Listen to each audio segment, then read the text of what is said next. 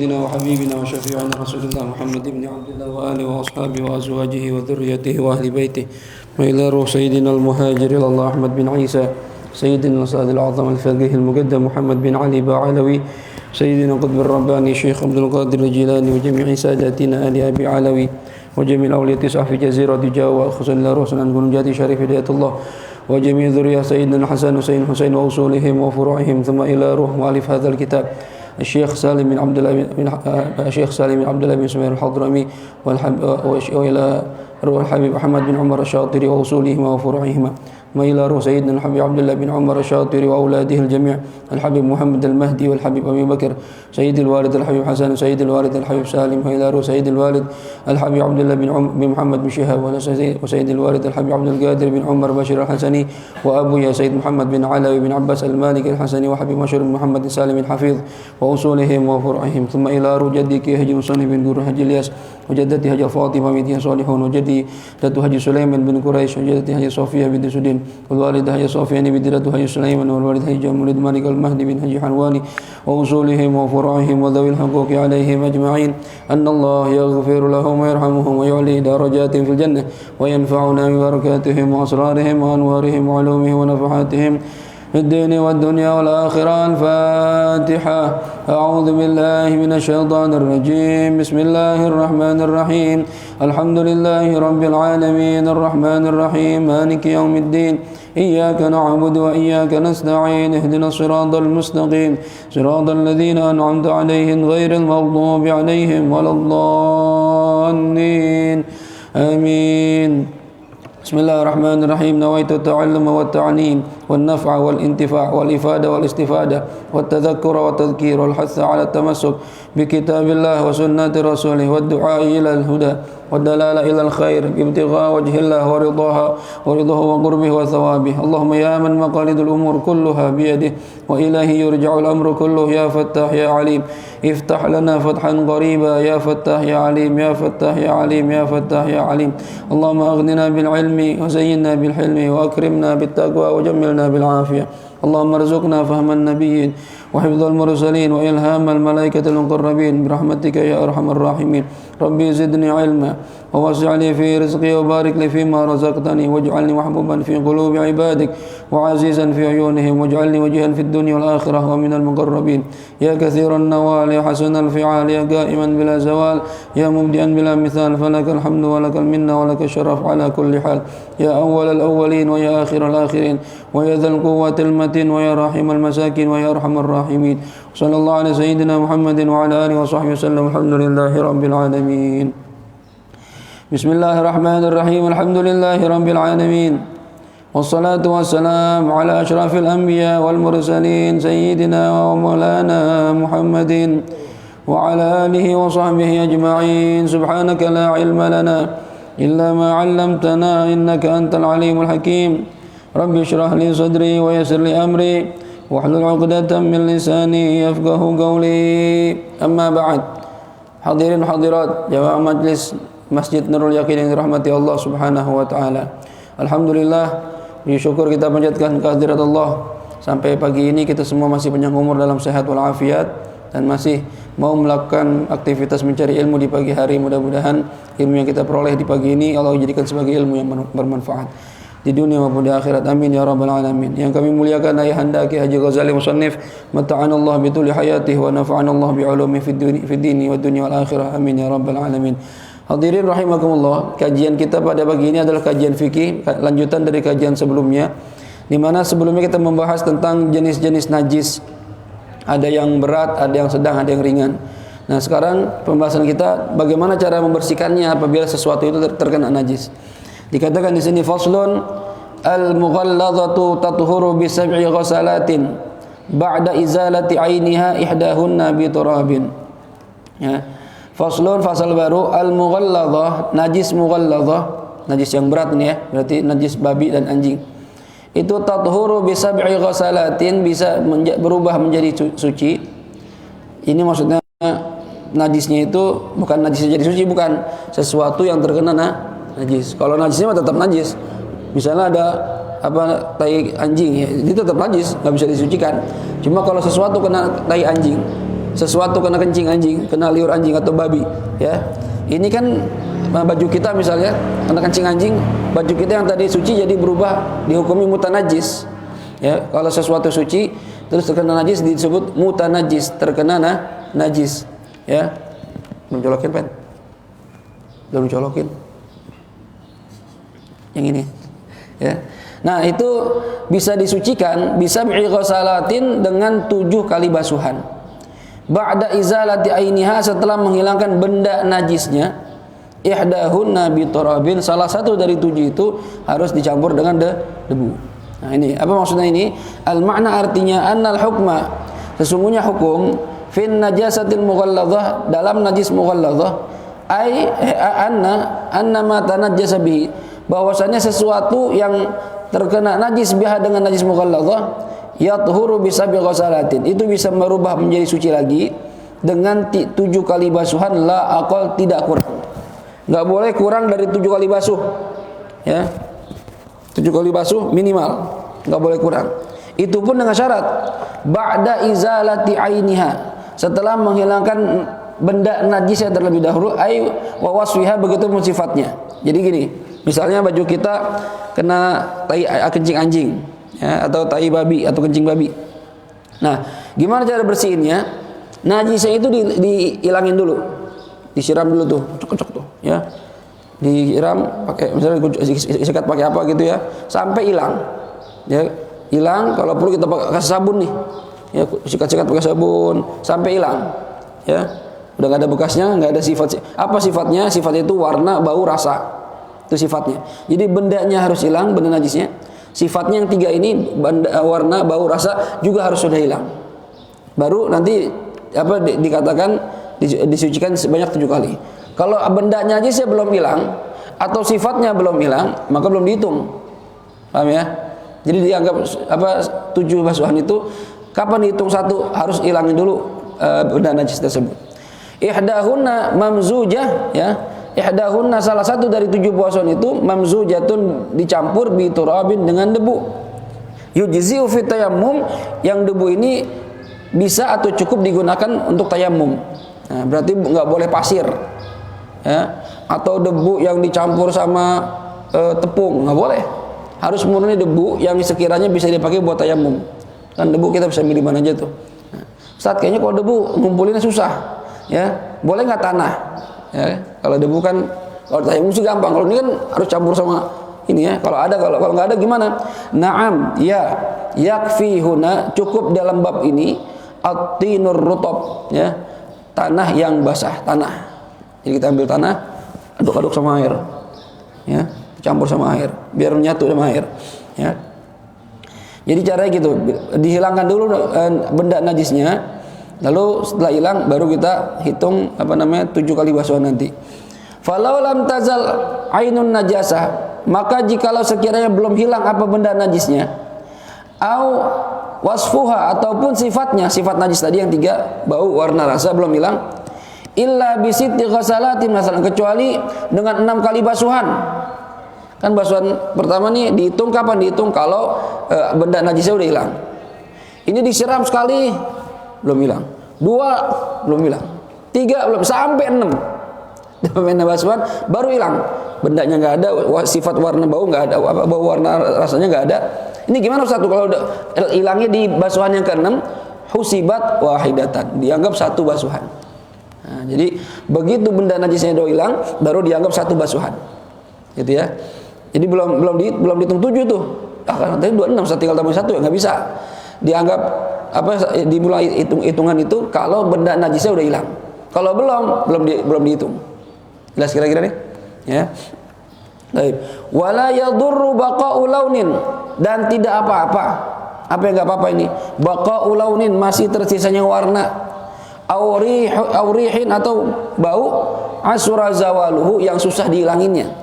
Ustaz, saya udah coba-coba nih, benda najis sudah enggak ada, tapi warnanya masih ada Ustaz, nyeplak kuning tuh misalnya. Disikat-sikat juga nggak bisa hilang juga Ustaz. Susah nih, ya. Udah saya kasih sabun, sikat-sikat, masih nggak hilang. Atau baunya nggak hilang.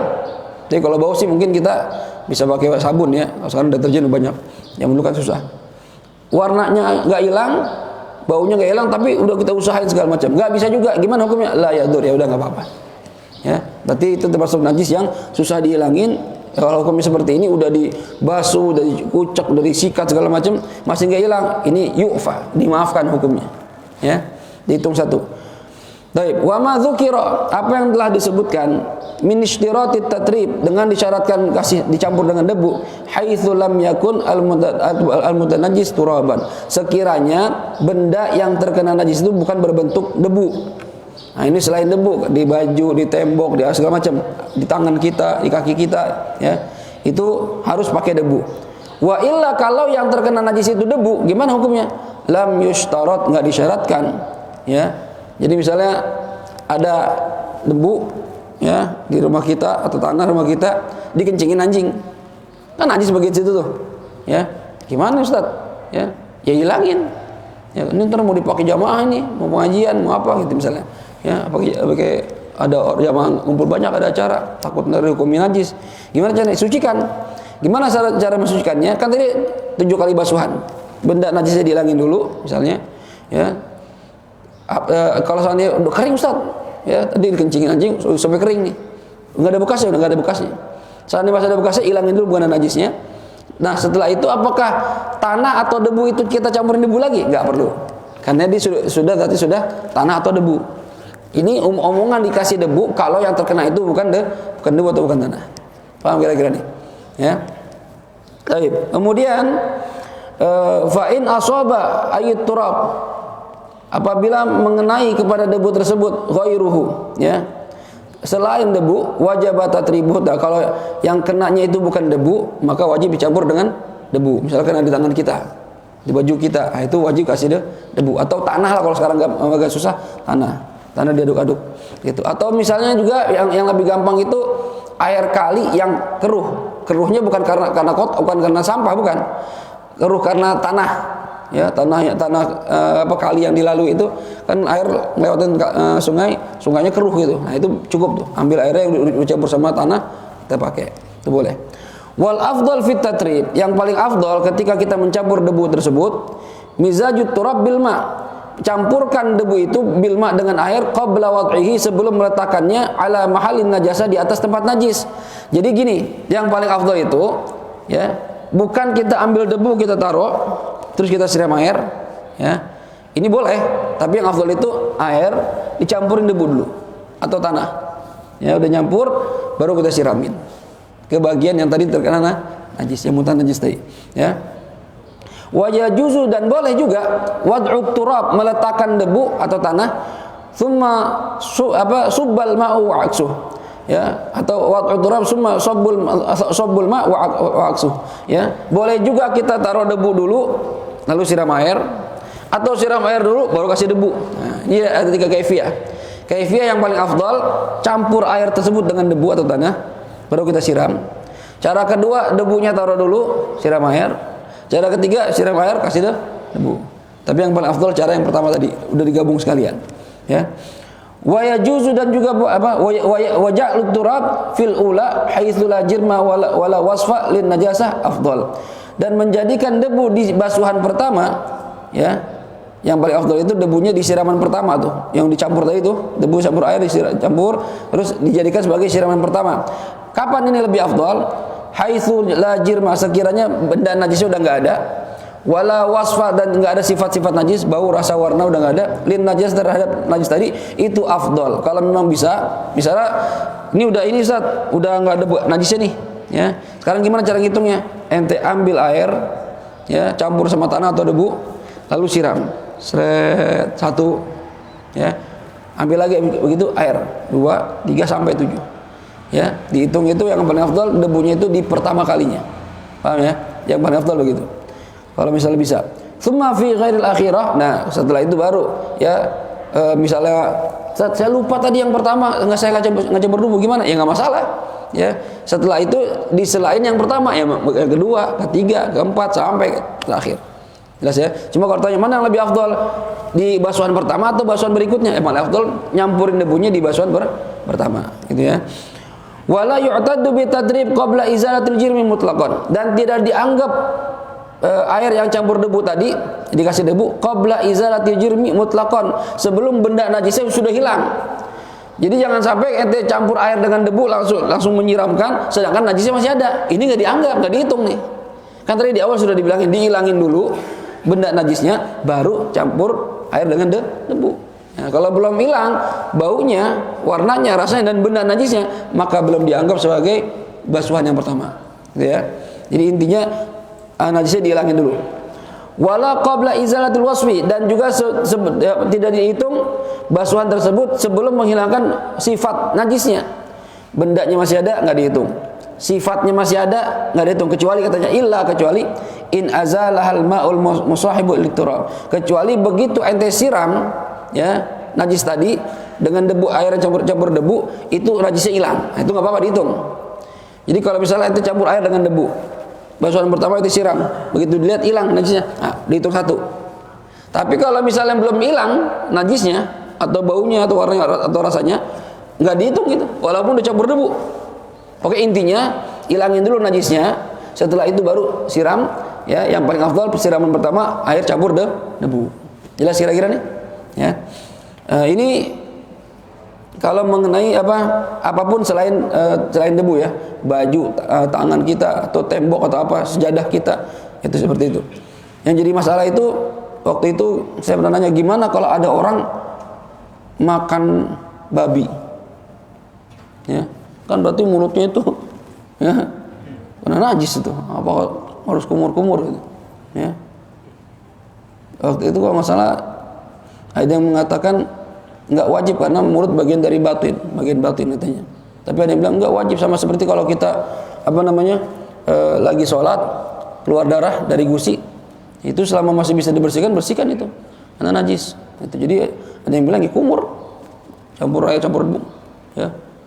Habis itu baru basuh 6 kali. Cuma kalau bagian dalam ya nggak usah. Gimana caranya kalau udah masuk perut? Ya. Masukin air, minum air campur debu, ya nggak usah minum. Karena ini bagian batin. Ya. Tapi kalau mulut termasuk bagian zahir, jadi harus dibersihkan. Ya. Bibirnya misalnya baru kena nggak tahu nih pas lagi makan rendang, tahu baru sampai kena bibir, itu daging babi. Aduh, babi. Nah, gimana? Cuci itu. Ya. Karena mulut, bibir bagian zahir. Ya. Jadi tetap harus disucikan. Tapi yang sudah masuk ya udah enggak. Ya, enggak wajib. Yang ini paham? Ya. Baik, kemudian wal mukhaffafah, bagaimana kalau najis mukhaffafah? Najis ringan. Najis ringan itu kemarin gini ya. Kencing bayi laki-laki yang belum berusia 2 tahun, di bawah 2 tahun, ya hitungan 2 tahun Qamariyah atau Hijriyah, ya. Kemudian belum makan apa-apa selain susu atau ASI ibunya. Ya, harus kencing. Kalau pup berarti najisnya najis sedang. Bayi laki-laki, kalau bayi perempuan walaupun kencing belum 2 tahun, najis sedang, bukan ringan. Ya. Kemudian belum makan apa-apa kecuali belum berusia 2 tahun. Kalau udah 2 tahun ke atas berarti sedang, walaupun laki-laki. Ya. Walaupun cuma nyusu doang nih. 2 tahun lebih masih nyusu doang, nggak makan apa misalnya. Ada. Itu gimana? Tetap aja najisnya sedang karena lebih dari 2 tahun. Yang keempat, ya belum makan apa-apa kecuali ASI ibunya. Kalau sudah nyampur dengan makanan lain, bubur tim, sun, apalagi itu, ya kan banyak tuh merek-merek ya, Promina segala macam. Nah, itu udah dianggap najis sedang. Atau dia minum susunya susu formula, susu sapi, ya kan minumnya susu bayi itu. Nah, itu nggak dianggap sebagai ASI. ASI itu dari ibunya doang, ya khusus dari ibunya. Walaupun bukan ibu dia kandung, misalnya dinyusu sama perempuan lain, ya ibu susuan, tapi susu doang, nggak campur yang lain-lainnya, belum 2 tahun, najisnya ringan. Paham kira-kira? Ya, jadi syaratnya harus terpenuhi. Ini bisa suci. Misalnya ada anak bayi, kita punya anak bayi laki-laki baru setahun, dia cuma ASI doang, kita gendong dia kencing, ya basah celananya, ya. Atau kalau zaman dulu kan popok nggak kayak sekarang ya. Zaman dulu kan popok dicuci, ya masih ada nggak yang ngalamin sekarang gitu? Ya, kalau sekarang orang tua sekarang nggak mau ribet, jadi pakainya Pampers, ya mereknya macam-macam itu, ya Pampers itu Pampers merek sebenarnya, merek Pampers itu popok lah, popok zaman sekarang itu sekali pakai, begitu pup buang gitu. Zaman dulu kan dia cuci tuh.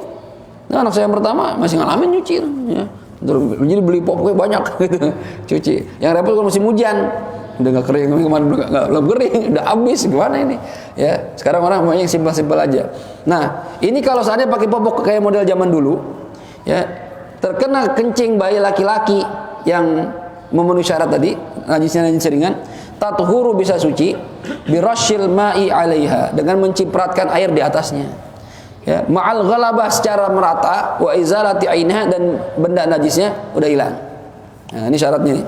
Al-ma'na artinya, annal hukma, sesungguhnya hukum, fin najasatil mukhaffafah, dalam najis yang ringan, annahu yakfi, cukup katanya, fi tathhiri ma tanajjasa biha, untuk mensucikan sesuatu yang terkena najis ringan tadi, ya, rasyuhu bima'in, mencipratkan benda tadi yang terkena najis bima'in, dengan air, ya ummuhu wa yaghmuruhu, yang merata dan menutupi seluruh bagian yang terkena, ya, terkena najis tadi. Bedanya gini, kalau najis sedang itu kan air harus ngalir, diguyur atau di bawah keran, kita kocak sampai hilang. Tapi kalau ini, kalau yang najis ringan seperti ini cukup dengan mencipratkan air saja sampai rata. Tapi di sini ada syarat, benda najisnya ikut hilang. Ya, jadi nggak harus kita guyur. Misalnya nih popoknya dia, kita cipratinnya sampai rata semua. Ya, ini langsung suci, berubah jadi suci. Dengan syarat benda najisnya sudah hilang. Arti hilang, baunya nggak ada, rasanya nggak ada, sifat apa, warna-warnanya nggak ada. Cuma kalau udah kita cipratin masih ada, ya berarti otomatis kita cuci. Dan umumnya orang kalau pakai cara begini merasa kurang bersih gitu kan ya. Jember gimana sih? Ya, iya sih Ustaz, udah rata nih Ustaz, tapi kayaknya gimana gitu kan. Nah, tetap aja kalau kita cuci juga gitu ya. Cuma sebenarnya dicipratkan saja secara merata, dan benda najisnya udah hilang, baunya nggak ada, warna sama rasa nggak ada, ya udah suci itu. Ya, jadi nggak seribet najis sedang, harus airnya mengalir. Itu bedanya di situ. Ya, walaupun prakteknya sih, walaupun kita tahu dulu, tetap aja kita cuci juga gitu ya, nggak biasa. Sama seperti misalnya orang yang pakaiannya terkena air mani, misalnya mimpi basah, ya, mimpi keluar air mani, kan berarti celana dalamnya kalau dia pakai, atau sarungnya atau celananya kalau dia nggak pakai celana dalam, kan kena. Ya.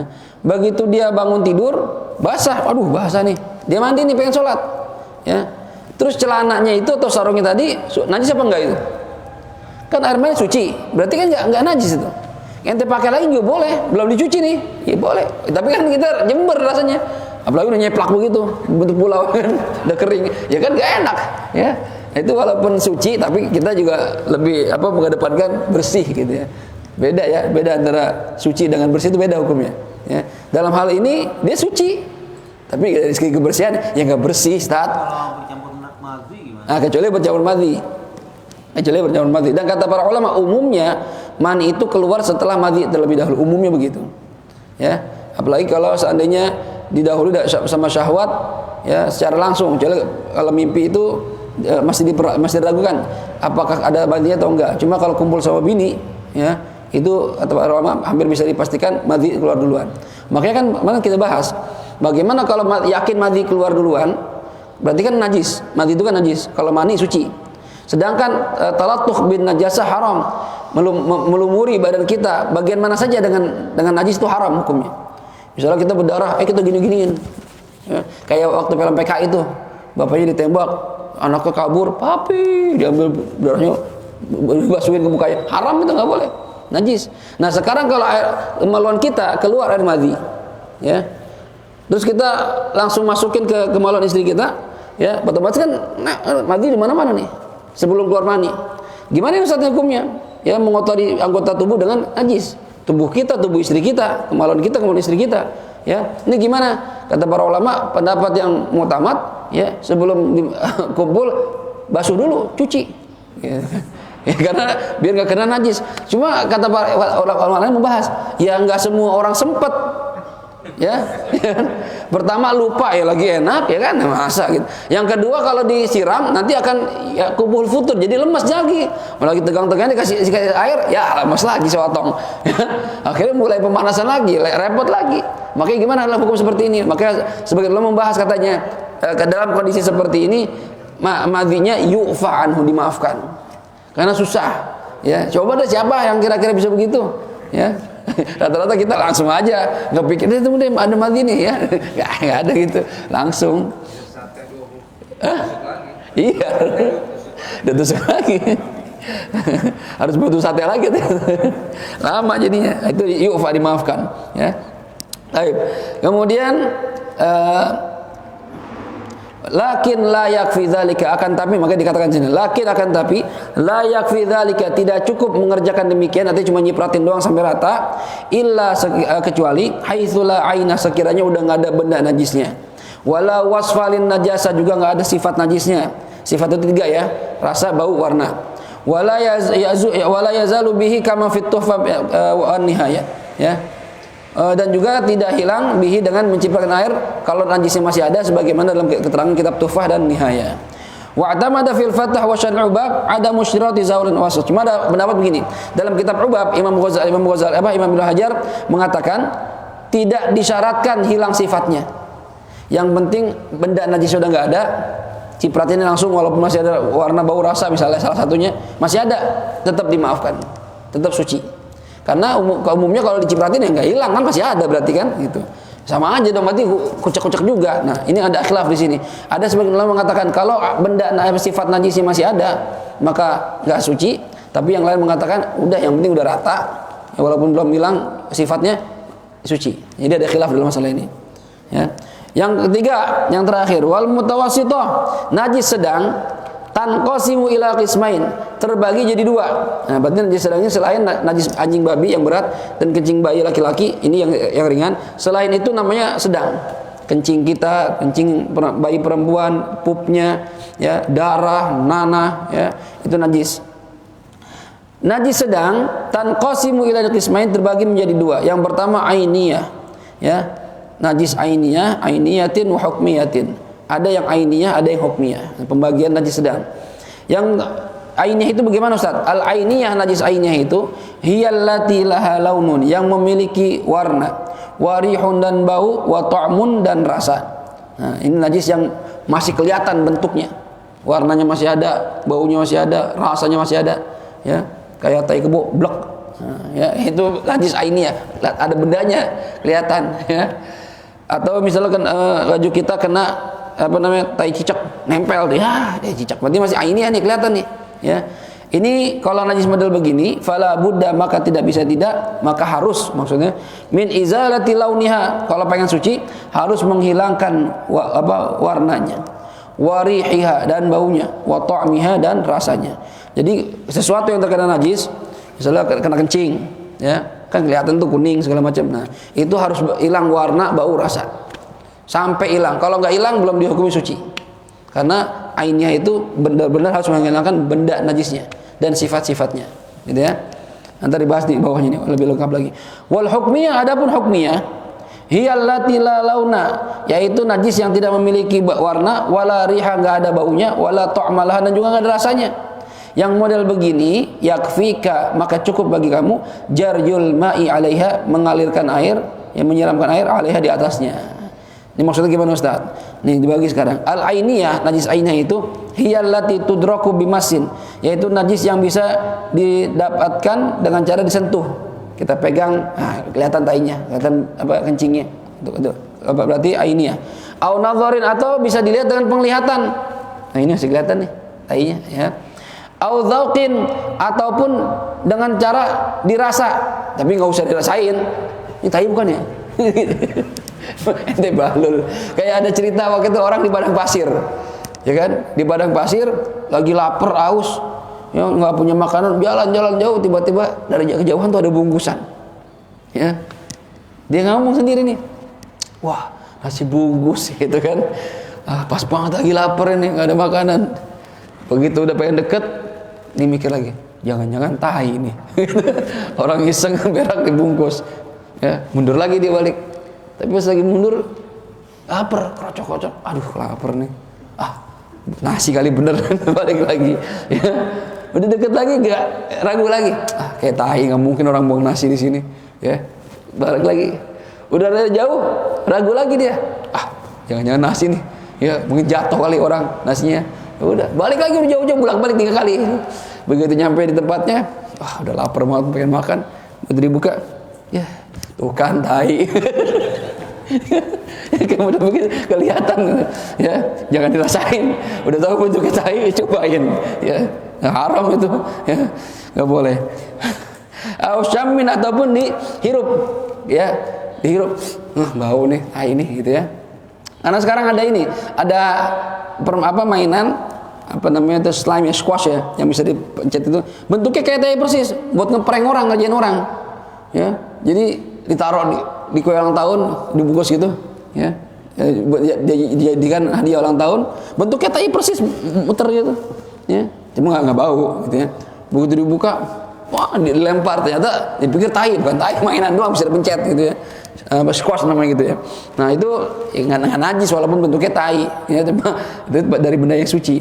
Nah ini benda apa najis ainiyah bisa disentuh, bisa dilihat, bisa dirasa atau bisa dihirup. Itu najis ainiyah. Wal hukmiyah, najis hukmiyah hiya allati la tudrak awsafuha, yang tidak bisa ditemukan sifat-sifatnya. Baunya enggak ada, rasanya enggak ada, warnanya enggak ada. Fala launa, enggak ada warna, wala riha, enggak ada bau, wala ta'ma, enggak ada rasa laha terhadap najis tersebut, kama dzakarahu, sebagaimana disebutkan tadi. Wal makna artinya annal hukma fin najasatil mutawassithah, hukum dalam najis yang sedang yakhtalifu berbeda-beda bi ikhtilafi qismaiha, berbeda tergantung jenis najisnya, al ainiyah wal hukmiyah, ya, baik itu ainiyah atau hukmiyah. Nah, ini hukum cara bersihnya beda-beda. Fama tanajjasa bil ainiyah, sesuatu yang terkena najis dengan najis ainiyah, yang kelihatan najisnya, ya, kencing, darah, tai segala macam, la yadhuru, tidak bisa jadi suci, illa kecuali idza zala ta'muha, kalau sudah hilang rasanya, walau nuha, dan warnanya, warihuha, dan baunya. Intinya sifat tiga ini harus sudah hilang. Celana kita terkena kencing, terkena darah, terkena nanah, ini celana kita bisa suci lagi kalau sifat najis ini udah hilang semuanya. Najisnya udah nggak ada, sifatnya nggak ada, bau, warna, rasa, ya. Jadi ainnya nggak ada, sifatnya yang tiga juga udah nggak ada, ya. Fa in asura zawalul laun, kalau misalnya susah banget ngilangin warnanya, faqat saja. Awir rih, atau baunya saja, ya. Misalnya nih najisnya udah nggak ada nih, kita kucek-kucek Ustaz, warna nggak ada, apa namanya, bau, rasa nggak ada, cuma warnanya masih ada tuh, bekasnya kuning, udah dikucek-kucek, sikat segala macam, nggak bisa hilang. Atau kebalikan, bau warnanya ada, ya, tapi baunya udah nggak ada, udah nggak bau Ustaz, ini masih ada warnanya, ya. Atau warnanya udah nggak ada, cuma masih ada baunya. Nah, gimana nih? Udah berkali-kali Ustaz, bi alam yazal. Misal contohnya tidak bisa hilang bil ghusli, dengan cara dibasuh thalatha marrat, udah sebanyak 3 kali. 3 kali Ustaz saya udah basuh siram air. Ma'al had, ya, wal qaras, udah disikat apa, di kucek-kucek, disikat-sikat, nggak bisa juga. Fi kulli maratin, di setiap basuhan. Basuhan pertama disikat, dikucek, nggak hilang. Kedua disikat, dikucek, nggak hilang juga, ya. Wa ma'anah wi sabun, udah dikasih sabun juga Ustaz, dicampur sabun deterjen, kucek-kucek, nggak hilang juga, ya. Ini gimana hukumnya nih? Tawaqqafat al-izalatu alaih biqaulin khabirin, dan bisa jadi hilang, cara bisa hilang najis tersebut, ya, biqaulin khabirin, atas pendapat orang yang ngerti. Wah Pak, ini kalau gini Pak nggak bisa hilang nih Pak, najis begini Pak, yang ngerti, ya, bagi orang yang ngerti, yang pengalaman masalah nyuci. Nggak bisa Pak, saya udah berpengalaman nih, kalau najis begini hilangnya susah. Nah, ini gimana, ya? Wa wajadahu bi haddi ghauthin aw qurbin ala tafsil al-mar fi tayammum lam yadur. Ini hukumnya seperti ini, hukumnya tidak masalah. Artinya kalau kita udah coba hilang berkali-kali masih nggak hilang juga, gimana hukumnya? Dimaafkan, ya, nggak apa-apa, nggak masalah. Fa in ta'azzara wujuduhu, ya, kalau seandainya fa in ta'azzara wujuduhu tahurul mahal ala mu'tamad, seandainya kita tidak mendapatkan yang lain, udah kita basuh macam-macam berkali-kali nggak hilang juga, gimana tuh? Apa dihukumi suci tuh? Ya, dihukumi suci alal mu'tamad. Maka pendapat yang mu'tamad dihukumi suci. Cuma ada yang pendapat mengatakan nggak suci tapi dimaafkan, gitu ya. Jadi dua pendapat. Kalau suci ya suci, kalau dimaafkan itu sebenarnya nggak suci tapi dimaafkan saja, gitu ya. Wa yadurru baqa'ut ta'am wahdaha, tapi kalau masih tersisa rasanya saja, warna hilang, bau hilang, rasanya masih ada misalnya, tapi kayak susah ya, nggak mungkin kayaknya. Kalau rasanya masih ada, ini yadur katanya, masih dihukumi najis, karena kalau rasa masih ada itu menandakan najisnya juga masih ada, gitu ya. Wa baqa'ul laun warih ma'an, atau rasa nggak ada, cuma warna dan baunya masih ada, ini pun masih najis. harus dihilangkan, ya. Idza kana fi mahallin wahidin, kalau adanya warna dan bau tadi di tempat yang sama, min najasatin wahidah, dari najis yang sama juga. Misalnya kena najis di sini, misalnya nih bahan, di sini kena kencing, di sini kena kencing, beda nih yang ini suci, di sini dicuci nih, dicuci sisa warna dan bau, ya, warna dan bau ini kan belum suci, ya, harus dihilangin sampai sisa salah satunya, warnanya nggak ada atau baunya nggak ada, ya. Tapi kalau gini Ustaz, ini kena najis, ini kena najis, di sini dicuci, di sini cuci, di sini sisa warna masih ada warnanya, cuma bau sama rasa nggak ada, di sini sisa bau, cuma warna sama rasa nggak ada. Nah, di sini warna, di sini bau, gimana? Ini nggak apa-apa, karena beda tempat. Ini kalau warna sama bau dianggap masih najis kalau satu tempat dan dari najis yang sama. Jelas kira-kira? Ya. Cuma kita kalau begini sih kayaknya jarang, ya jarang. Kita kalau misalnya masih ada bau atau warna apalagi, ya pasti kita kucek sampai hilang, gitu ya. Falau ta'azzarat izalatu ma dzukir, kalau seandainya nggak bisa menghilangkan yang tadi itu, bi an tawaqqafat 'alal qat', sampai mentok-mentok nih Ustaz, hilangnya ini gimana caranya? Digunting Ustaz, baru hilang. Kayak syariat zaman dulu itu kalau kena najis nggak bisa dicuci, syariat Nabi Musa gunting. Mungkin mereka juga kadang sambung-sambungan, ya. Tapi syariat kita alhamdulillah nggak begitu, ya. Ini Ustaz bisa hilang kalau digunting, baru hilang dah. Gimana hukumnya nih? Udah kucek-kucek nggak bisa hilang juga, ada warna, ada bau gitu kalau macam, ya. Gimana? Ufiya 'anil najasa, dimaafkan najis tersebut, madamat al-izalah muta'adzirah, selama susah menghilangkan najis. Artinya dimaafkan selama susah. Tapi artinya kalau seandainya nanti ada tuh deterjen yang bisa ngilangin misalnya, ya, dan ente mampu beli, berarti wajib beli sampai untuk ngilangin najisnya. Selama nggak bisa, maka hukumnya dimaafkan. Kalau dimaafkan berarti belum suci itu, tapi dimaafkan saja, ya, sampai seperti tato. Orang kalau punya tato, ya, kan bikin tato haram, yang bikinin haram, ya. Kalau mau tobat wajib dihilangin. Tapi dengan syarat tidak menyakiti diri sendiri, ya, nggak boleh pakai setrikaan gitu tuh, kan dulu gitu preman, pakai setrikaan pengen tobat. Sekarang kalau nggak mampu gimana Ustaz? Ada alat, cuma saya nggak mau beli, suntikan misalnya, atau di laser misalnya, mahal Ustaz, saya nggak punya duit. Nah, selama ente nggak mampu, ya, maka dimaafkan sementara itu. Tapi kalau mampu wajib ngilangin. Artinya misalnya dia mau tobat nih, Ustaz, laser mahal Ustaz, ya, 1 titik sekian, waduh saya nggak punya duit, ya udah. Yang lain, yang suntik nggak bisa juga, mahal Ustaz, misalnya nggak ada nih, ya udah. Berarti gimana kalau mandi junubnya? Kalau wudunya ada tato, dianggap sah sementara, ya. Artinya apa? Kalau nanti dia punya uang, tahu-tahu jadi orang kaya misalnya, ya, maka dia wajib menghilangkan tatonya itu. Kan dia punya duit itu, ya, wajib dihilangin, ya. Kalau dia punya duit nggak dihilangin, dia mampu ngilangin tapi nggak dihilangin, maka wudu dan mandi junubnya nggak sah. Kalau wudu dan mandi junub nggak sah, berarti sholatnya juga nggak sah. Nah, ini repot ini. Ya, makanya yang belum punya tato nggak usah mulai bikin tato dah, yang gaya-gayaan, ya, bikin tato biar keren, nggak keren sama sekali, ya. Kalau mau gaya-gaya juga tato yang jangan yang permanen, ya, temporer aja tuh, yang tinggal kasih air, udah, itu bisa hilang itu ntar, ya, kayak hadiah permen Gojek zaman dulu, ya. Yosan, ya, permen karet kan Yosan ada tuh, ya, gambar megaloman, berapa, iya, macam-macam tuh dulu, ya. Nah, itu boleh dah, bisa dihilangin. Kalau seandainya bisa menghilangkan, fa'in qadaru alaiha, tadi kan dimaafkan nih. Ini Ustaz nggak bisa hilang, kecuali dipotong, digunting. Ya udah dimaafkan lah, ya, sampai bisa ngilangin. Fa'in qadaru alaiha, kalau seandainya satu waktu bisa menghilangkan, wajabat, maka wajib menghilangkannya. Lakin akan tapi la tajibu i'adata ma sallahu biha. Ustaz, saya nih seminggu ini celana sarung saya ini kan dimaafkan nih, iya. Nah, minggu berikutnya saya dapat deterjen yang bagus, sehingga ini bisa hilang. Gimana Ustaz, sholat saya seminggu, apakah wajib saya qadha? Enggak wajib. Namanya sudah dimaafkan, ya berarti sah. Ya, bukan berarti harus qadha seminggu. Ya, kalau 2 minggu gimana? 2 minggu nggak ganti-ganti, ya kan banyak. Nggak wajib qadha. Fa in baqiya rih, apabila masih tersisa rihu nahwi sabun, bau dari sabun misalnya. Ba'da zawalin najasah, setelah hilangnya najis, faqala Tobalawi, Imam Tobalawi mengatakan la yadur, enggak apa-apa, fayadhurul mahal, maka suci tempat tersebut, ya.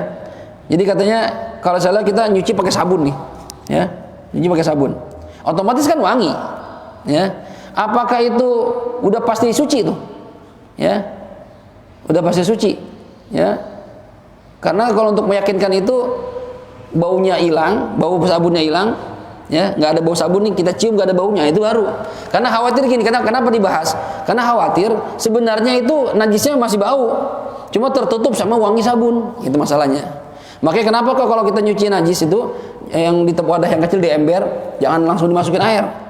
Kenapa? Khawatir itu najis bercampur semua. Sebenarnya najis masih ada, tapi ketutupan bau sabun. Ini kalau ketutupan bau sabun berarti kan nggak najis.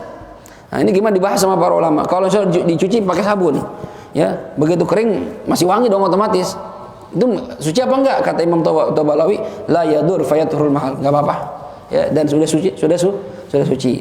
Wa qala Ramli, kata Imam Ramli, la yadhur hatta tasfuha al-ghusalatu min rihiha. Katanya enggak, kalau misalnya bajunya wangi itu belum suci selama bau sabun belum hilang. Kalau bau sabunnya hilang dan enggak ada bau najis baru suci. Nah, ini pendapatnya berat ini zaman sekarang. Ya, untungnya ada khilaf. Ya kalau kita kan rata-rata kagak, justru kita habis dicuci maunya wangi kan gitu. Coba taruh di laundry, begitu nyampe kagak wangi kan kita komplain, Mas enggak wangi sih gitu kan. Nah, orang sekarang kan begitu. Ini gimana Ustaz? Karena untuk meyakinkan bersih atau enggaknya kan harus enggak ada bau parfum. Kalau parfum bisa jadi, jangankan dicuci nih. Misalnya kita kena kencing, ya, kena kencing nih. Kena kencing anak kita. Bau nih. Kita ambil parfum. Wangi sekarang. Tapi kan masih najis. Nah, makanya dibahas sama ulama gimana kalau nyucinya pakai sabun, begitu diangkat bau wangi. Apakah suci itu tadi yang kita cuci? Ini khilaf. Pendapat pertama, dan ini sering kita pakai, suci udah, ya, biar kata wangi juga enggak, tetap aja suci, ya. Ada yang mengatakan enggak, harus yakin dulu wangi bau sabunnya hilang. Kalau masih wangi sabunnya sudah hilang dan enggak ada bau najisnya, ini berarti suci. Kalau masih ada bau najis, enggak suci. Cuma kayaknya pendapat ini susah kita pakai zaman sekarang. Rata-rata orang nyuci pakai deterjen. Ya, rata-rata. Kalau zaman dulu iya kali, dikali itu kan, nggak pakai apa-apa. Zaman ngkong-ngkong kita tuh, zaman pitung kan nyuci dikali tuh. Jangan pakai sabun kayaknya gitu, ya. Nah, itu mungkin iya. Cuma kalau sekarang mah sabun semua, ya. Wa ma tanajjasa bil hukmiyah. Adapun sesuatu yang terkena dengan najis hukmiyah. Nah, ini tadi ainiyah ya. Kalau najisnya kelihatan, maka hilangin dulu najisnya. Benda najisnya hilang, sifatnya hilang, bau, rasa, warna, gitu ya. Nah, sekarang kalau hukmiyah Ustaz, ya, hukmiyah, misalnya gini, saya terkena tai cicak, basah di atas, loh, misalnya, waduh, tai, saya ambil tisu, ya, saya buang, suci belum nih? Belum, kan belum kena air, ya, walaupun tisu basah lagi, kan tisu basah wangi, ya. Saya kasih atau tisu kering saya ambil, saya kasih parfum, dah wangi lagi. Apakah suci tangan saya? Belum suci. Ya, mana najisnya? Udah nggak ada. Nah, ini namanya najis hukmiyah. Ya, najisnya udah nggak ada, bau, warna, rasa nggak ada. Tapi masih dihukumi suci, apa? Najis, karena belum kena air. Ini gimana Ustaz kalau model begini? Wa ma tanajjasa bil hukmiyah. Adapun yang terkena najis hukmiyah, yakfi fi tathhiri, cukup dalam mensucikannya, jaryul ma'i alaih, dengan menyiramkan air atau mengalirkan air di atas benda tersebut marratan wahidah, sekali saja, ya. Nah, ini makanya ini penting ngaji begini gini. Seandainya rumah kita kan kemasukan ayam lalu dia berak. Ya, misalnya nih, ya, di garasi kita, kambing atau ayam kan dia berak nggak pakai aturan. Ya. Ente kalau bersihin najis begini jangan main siram aja. Ya. Kalau main siram aja air itu nggak hilang, ya, malah ngelebar kemana-mana, najis semua tuh, ya, najis semua. Anak kita kencing, ya, anak kecil namanya, itu jangan main siram aja, atau ambil pel aja, ini malah kemana-mana najisnya. Tapi gimana? Jadikan najis ainiyah tadi menjadi hukmiyah dulu. Ambil dulu, pakai tisu, pakai koran, pakai lap, ya, yang kering, sampai hilang. Gosok-gosok aja dah, pakai koran tuh. Ya, sampai nggak ada baunya, nggak ada rasanya segala macam. Pokoknya bendanya udah nggak ada aja, ya. Lihat, udah nggak ada. Biarin sampai kering. Nah, udah nggak ada bendanya, nanti tinggal siram, jur, udah selesai. Tapi kalau masih ada najisnya, ente siram, misalnya di sini nih, ada tai nih, ya, kayak tai kelelawar, main siram aja, kemana-mana najis semua. Yang tadinya sini doang najis, jadi semuanya jadi najis semua. Ini kenapa? Karena bodoh, karena nggak ngerti cara menghilangkan najis. Jadi kalau ada najis ainiyah, takut nyebar kemana-mana, maka jadikan dia hukmiyah terlebih dahulu. Jadikan hukmiyah. Misalnya kayak di sini ada yang kencing, lu berada yang kencing sini, ya. Ini jangan main siram gini aja, jur, ntar kemana-mana itu. Apalagi ini nggak diangkat, ya, masih di bawah, najis semua ada. Makanya kemarin kan diangkat ke situ tuh, diangkat, yang bagian sini disiram air. sikat sampai bersih gitu. Ya, itu yang benar begitu. Ya. Karena nggak mungkin kita angkat najisnya itu dengan atau pakai lap juga tetap aja masih bau kan, masih ada najisnya gitu.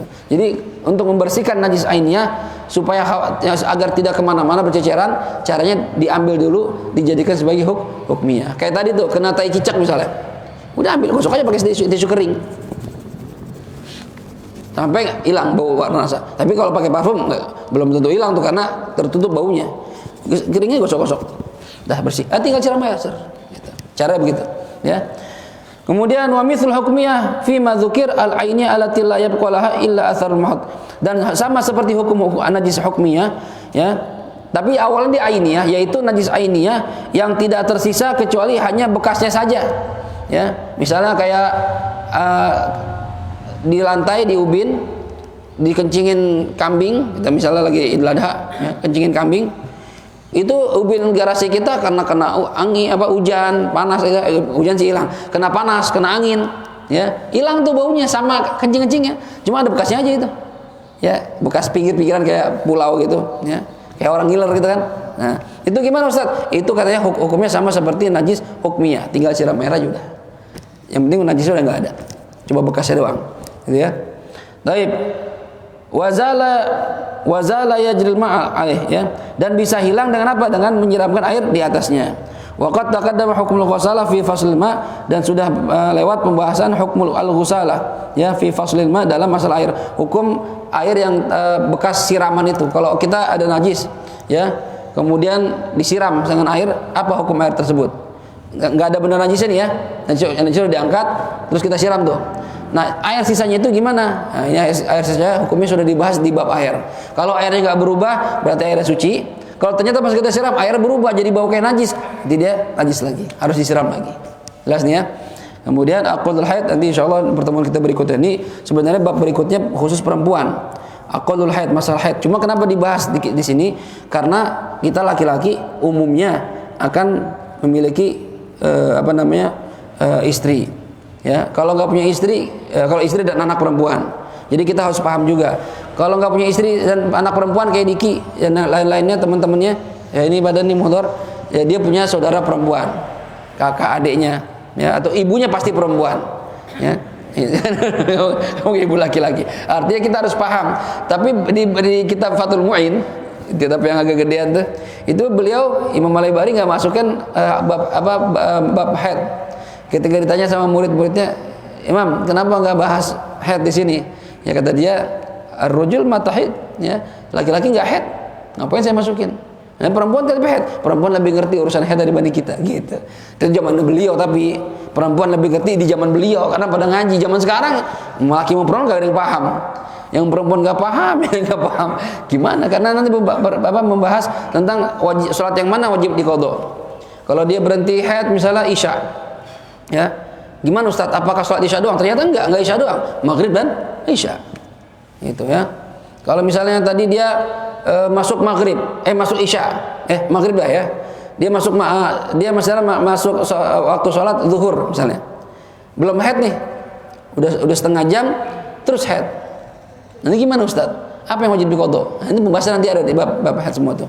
Ya, namanya zawalul mani sama tuluul mani. Ya, dalam masalah haid.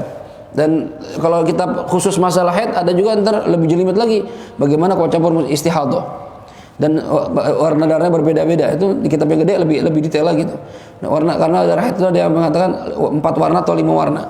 Nanti ntar hukumnya bisa ini haid, bisa istihadah, bisa semuanya haid, bisa semua istihadah. Ya, itu pembahasan panjang. Nah, insyaallah nanti di kitab yang lebih tinggi. Ada pertanyaan masalah najis atau di luar tema? Silakan. Ya. Waktu itu saya mau berangkat kerja, boncengin istri, dikejar sama anjing. Gonggong, sampai istri saya ngangkat-ngangkat itu kan. Iya, takut. Ya ini pengalaman aja. Iya benar. Begitu digonggong, kita kan nggak tahu air liurnya tuh anjing kenanya di mana, Iya. mana. Begitu sampai di sekolah istri saya, ya saya sempat juga siram kan celana. Mungkin kan ada juga yang menempel di mana, ya. Gitu, apa termasuk juga dimaafkan atau gimana? Ya gini, jadi kalau memang kita nggak yakin kena bagian mana, tapi yakin kena, ya. Maka Pak Romo mengatakan bersihin semuanya. Jadi artinya siram dulu basuh semua tuh, ya. Habis itu ambil air aja, air campur dengan debu atau tanah, siram aja langsung semuanya, kayak nyuci biasa gitu. Selama udah kita kerjakan itu, maka dianggap suci. Tapi tetap dengan syarat harus pakai debu atau tanah. Ya kalau misalnya nggak pakai debu atau tanah, nggak suci juga. Jadi tetap saya juga pernah dikejar, makanya masih mending naik motor, saya lagi lari. Ya lagi dari rumah tuh duluan, samping rumah tuh Batak tuh, anjing, ya si Mamora tuh, ya. Saya mau jaga warung, lu punya warung di sini nih, ya.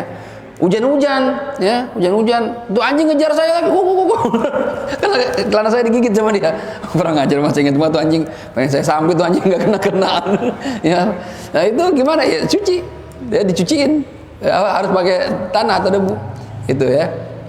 Jadi tetap mau di mana saja, kalau saya yakin di bagian tertentu, misalnya yang kanan doang Ustaz, ya berarti yang wajib basuh yang kanan pakai debu. Cuma kalau saya nggak tahu Ustaz yang mana yang kena nih, ya orang dia kanan kiri ujarnya misalnya gitu ya, berarti ya, kayak kemungkinan kena semua, ya udah cuci semuanya daripada ragu gitu ya.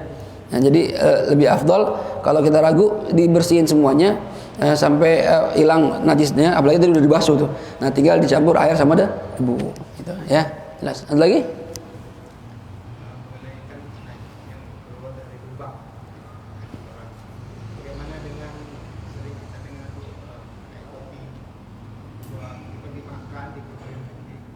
Oh iya iya. Kemudian ada juga kalau di Sumatera itu kan buah durian itu sama gajah itu dibuat pakai apa? Daun, kemudian rumput, dia telan itu keluar masih bagus. Nah itu bagaimana? Gimana? Apa tadi? Durian. Durian terus diapain? Itu sering sama gajah itu dibungkus sama daun, sama apa namanya? Dimakan gajah?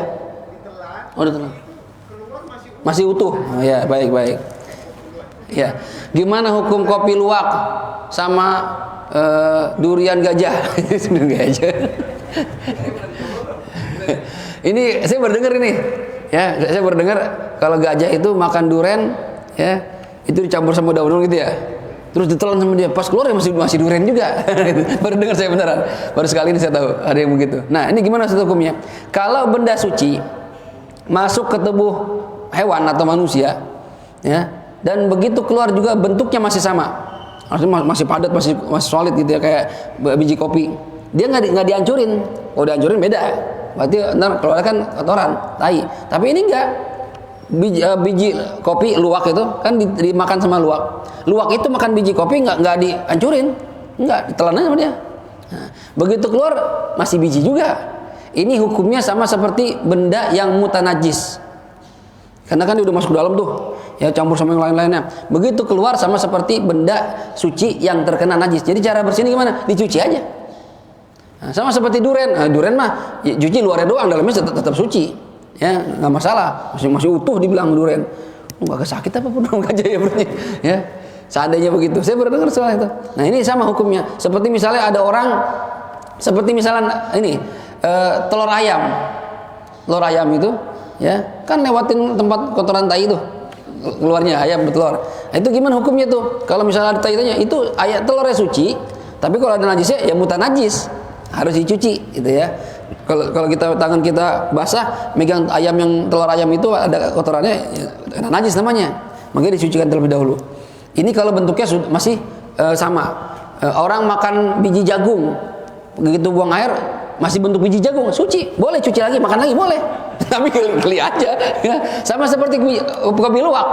Kan kopi luwak itu udah lewatin dari anusnya luwak, ente minum, ya kan? Enak Ustaz ya. Mungkin proses dalam itu yang merubah jadi enak, yang nggak paham juga, ya.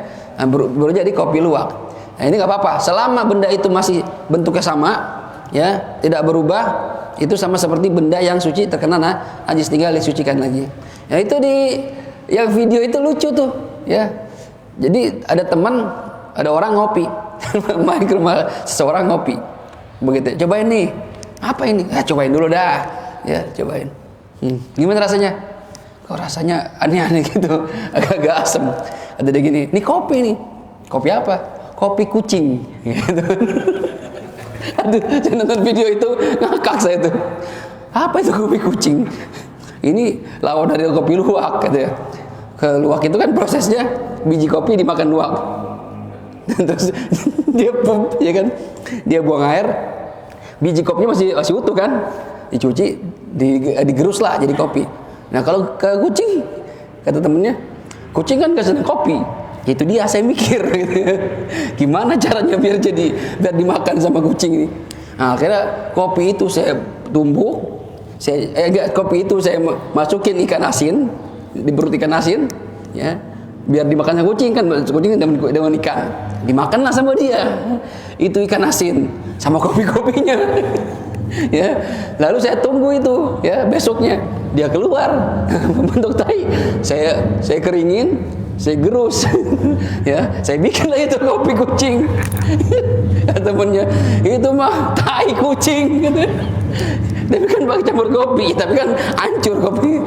Kecuali kucing itu makan bijinya masih utuh, ya lain cerita. Ini kan nggak bentuk tai.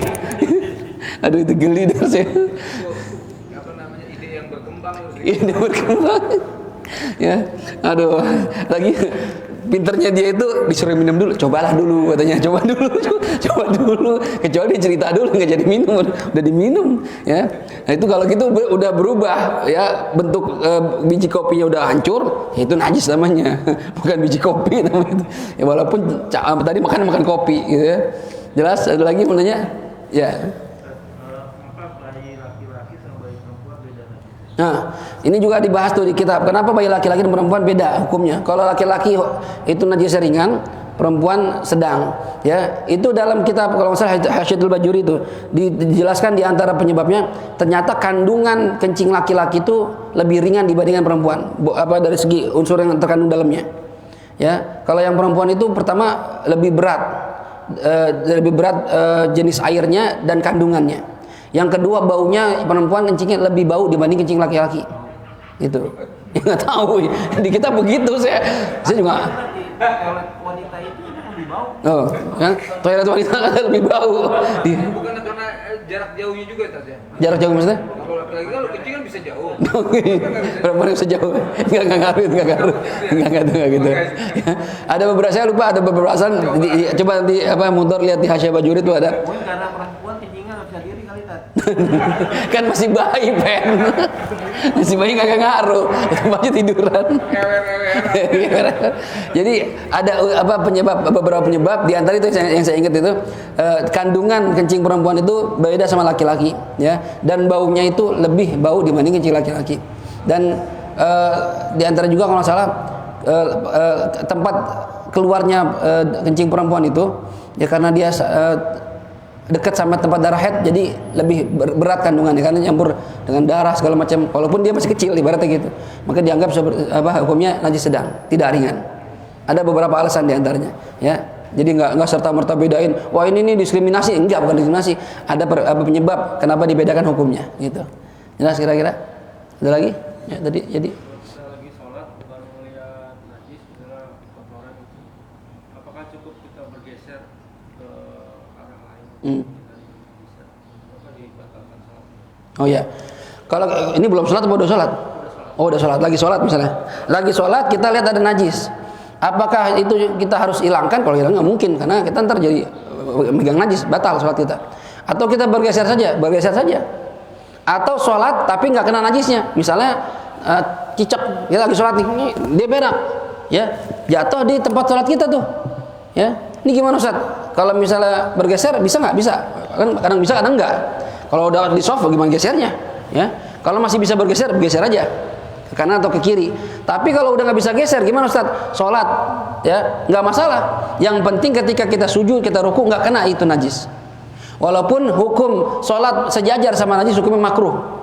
Ya, sholat muhadiyah bin najasa makruh. Jadi misalnya ente sholat, ya, ini tahu nih ada tai kebo, tahu, atau ya tai apa kek, ente sholat di atasnya, sah nggak? Sah. Atau misalnya juga ada tai, ya, waduh ini tai gimana? Di tempat lain nggak ada lagi, dia tutupin pakai koran. Ente sholat di atasnya, bawahnya tai, sah nggak? Sah, nggak masalah. Ya cuma makruh begitu, ya makruh.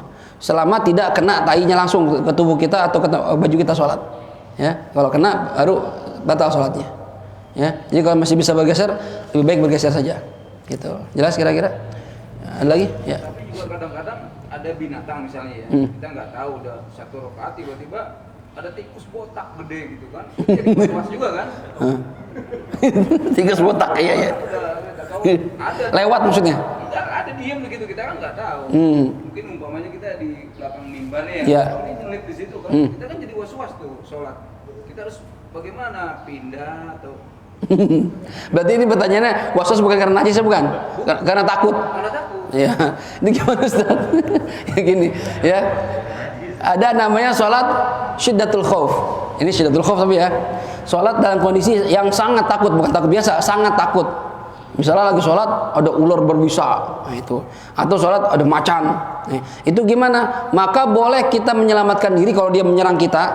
Boleh kita menyelamatkan diri tanpa membatalkan sholat. Lari aja, lari misalnya nih. Kalau sangat takut nih, sampai tempat aman lanjutin sholatnya. Tapi kasusnya Bang Mukhlis ini beda. Tikus pala botak. Tikus gede pala botak. Udah gede palanya botak. Ini gimana Ustaz? Kalau kita khawatir dia nyerang kita geser aja. Tapi usahakan bergesernya karena ini tidak termasuk syiddatul khauf. Beda, tikus ngomongin rekam kita kan gitu. Paling lewat doang, ya. Nakutin bukan kondisi yang bisa membahayakan jiwa. Paling takut atau jijik gitu ya. Ini gimana Ustaz? Karena nggak semua orang berani sama tikus. Biar kata badan keker juga. Ya, ketemu tikus gua bisa naik bangku, naik meja, ya. Nah, ini gimana? Ini kalau memang kita khawatir, maka silahkan bergeser pindah tempat lain dengan cara tidak membatalkan. Artinya gimana? Gerakan itu kan membatalkan gerakan besar 3 kali. Ya, 3 langkah. Nah, kita jangan 3 langkah, 2 langkah. Salah, 1, 2, berhenti. 1, 2, berhenti gitu. Ya, jedanya berapa? Ada yang mengatakan seukuran baca subhanallah, ada yang mengatakan seukuran baca al-baqiyatus sholihat. Subhanallah, alhamdulillah, wa la ilaha illallah, Allahu akbar, baru pindah. Subhanallah, alhamdulillah, wa la ilaha illallah, Allahu akbar, baru pindah. Nah, sampai merasa aman, baru lanjutin sholatnya. Gitu ya. Nah, kalau kita di situ ya benar tadi, ngeri juga entar kita lagi sujud lewat muka kita. Geli gitu. Gitu. Yang ada kita loncat, yang ada sholatnya. Jelas kira-kira ya? Ada lagi? Enggak ada? Ada mau nanya? Enggak. Baik, kita tutup dengan Fatihah. Kita mohon kepada Allah Subhanahu wa taala mudah-mudahan apa yang kita pelajari di pagi hari ini Allah jadikan sebagai ilmu yang manfaat. Dan mudah-mudahan kita dengan sudah ngerti tentang najis, nanti apapun yang menimpa dari badan kita atau pakaian kita ya terkena najis, maka kita paham cara bersihinnya. Karena ini pentingnya najis. Kenapa cara bersihin? Karena kalau najisnya itu nggak bersih, nggak suci, otomatis sholat kita bawa najis. Baju yang kita pakai, badan yang terkena najis nggak dibersihkan, cebok nggak benar. Nah, ini gimana? Maka hukumnya najis dan sholat kita dihukumi tidak sah semuanya. Hanya gara-gara salah membersihkan masalah najis. Dan mudah-mudahan kita terjaga ya dari perbuatan maksiat, khusus di bulan Rajab ini. Allah jaga diri kita dari perbuatan maksiat. Ya Allah kasih kita taufik hidayah bisa ngisi hari-hari dengan ibadah ya sampai akhir Rajab. Nanti Sya'ban nambah lagi. Cuma bedanya Rajab banyakin istighfar, Sya'ban nanti banyakin sholawat kepada Nabi Muhammad SAW, dan berharap mudah-mudahan panjang umur sampai ketemu Ramadan fi khair dalam sehat wal afiat. Ala hadhihi niyyah wa likulli niyatin salihah wa ila hadratil habibil Mustafa Muhammad sallallahu alaihi wa alihi wasallam. Al-Fatihah. أعوذ بالله من الشيطان الرجيم بسم الله الرحمن الرحيم الحمد لله رب العالمين الرحمن الرحيم مالك يوم الدين إياك نعبد وإياك نستعين اهدنا الصراط المستقيم صراط الذين أنعمت عليهم غير المغضوب عليهم ولا الضالين آمين بسم الله الرحمن الرحيم الحمد لله رب العالمين اللهم صل وسلم وبارك على سيدنا محمد وعلى آل سيدنا محمد ربنا انفعنا بما علمتنا رب علمنا الذي ينفعنا رب فقهنا وفقه أهلنا وقرابات لنا في ديننا مع أهل القدر أنثى وذكر رب وفقنا ووفقهم لما ترتضي قولا وفعلا كرما وارزق الكل حلالا دائما وأخل أتقياء علماء نحظى بالخير ونكفى كل شر ربنا أصلح لنا كل شؤون وأقر بالرضا منك العيون واقض عنا ربنا كل الديون قبل أن تأتينا رسل المنون واغفر واستر أنت أكرم من ستر وصلاة الله تغشى المصطفى من إلى الحق دعانا والوفاء بكتاب فيه للناس الشفاء وعلى الآل الكرام الشرفاء وعلى الصحب المصابيح الغرر اللهم اهدنا بهداك واجعلنا ممن يسارع في رضاك ولا تولنا وليا سواك ولا تجعلنا ممن خالف أمرك وعصاك وحسبنا الله نعم الوكيل نعم المولى ونعم النصير ولا حول ولا قوة إلا بالله العلي العظيم وصلى الله على سيدنا محمد وعلى آله وصحبه وسلم والحمد لله رب العالمين سبحانك اللهم وبحمدك أشهد أن لا إله إلا أنت أستغفرك وأتوب إليك والعفو منكم السلام عليكم ورحمة الله